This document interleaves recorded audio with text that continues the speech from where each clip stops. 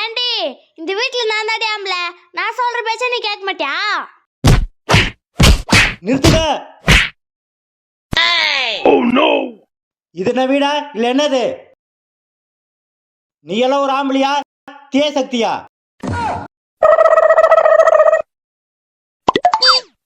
நீ என்ன பராசக்தியா?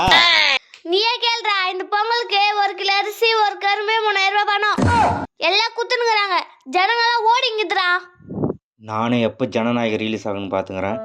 இவங்களுக்கு என்னன்னா கரும்பு தீய சக்திங்க, பராசக்திங்க.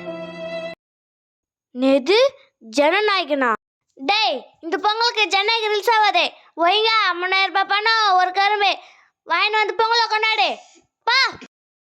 என்னது 3000 ரூபாய் பொங்கலா? சார், ஜனநாயகன் எப்படி ரிலீஸ் ஆகுதோ அப்போதான் எங்களுக்கு பொங்கலே. தளபதி கச்சேரி. ஐ ஆம் கமிங்.